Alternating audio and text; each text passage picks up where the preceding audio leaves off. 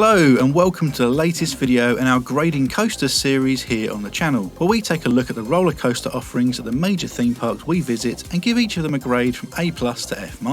In today's video we're grading the roller coasters at Oakwood Theme Park in Pembrokeshire, South Wales. But first, if you're a fan of what we do here at Loop Theme Park Adventures, then we'd love it if you subscribe to the channel for loads more theme park related content. And if you enjoyed the video, then hitting the like button really helps us out with the YouTube algorithm.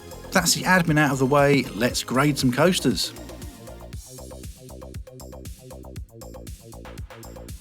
Oakwood is a picturesque park set in the Welsh countryside, which opened in 1987 and is home to 5 operating roller coasters, including one in particular which has been a draw for enthusiasts for almost 25 years. But let's start at the beginning with the oldest roller coaster at the park that's still in operation.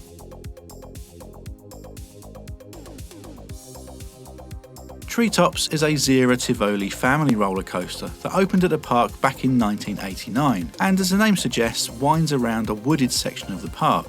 It only stands at 26 feet high and reaches speeds of just over 22 miles an hour, but whizzing around the scenery as it does during its 2 laps creates a higher perception of speed, particularly during the helices. It's a fun, if unspectacular, family coaster that's well worth the ride if only to experience the scenery Treetops is set in, but it's not the kind of standout attraction I could see myself going back to for multiple re-rides on, so it gets graded straight down the middle with a C.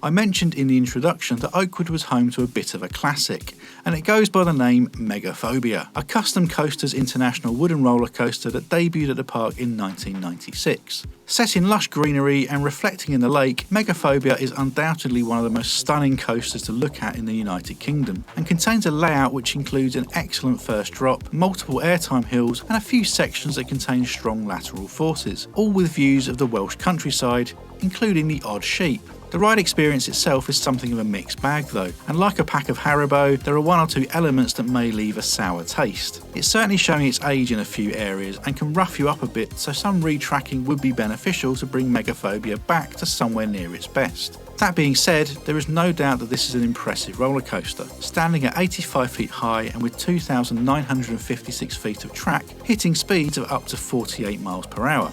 Megaphobia is a really tough coaster to grade. In its prime, I could see it being up there with some of the top wooden coasters in Europe, but right now it's quite an uncomfortable ride in some sections, so I don't think it's something for everyone. Therefore, I'm going to give Megaphobia a B-.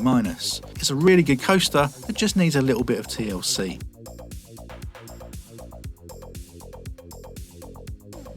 A decade after Megaphobia came Speed No Limits, a coaster that sounds like a straight-to-DVD sequel to the 90s Keanu Reeves vehicle, and the first of 3 Gerstlauer Eurofighters to open in the UK. Comment below if you can name the other 2.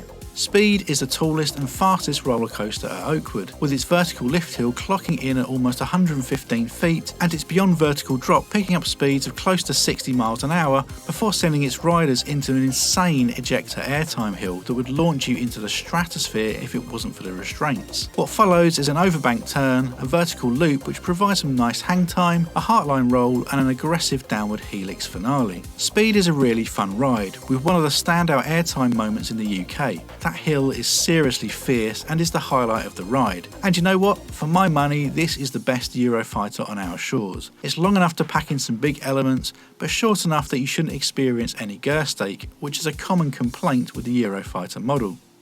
Like many of the attractions at Oakwood, Speed also fits nicely in its landscape and is fun to view off-ride, so I'm going to give it a B-.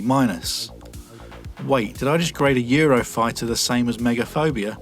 Feel free to hurl abuse in the comments, but I stand by it.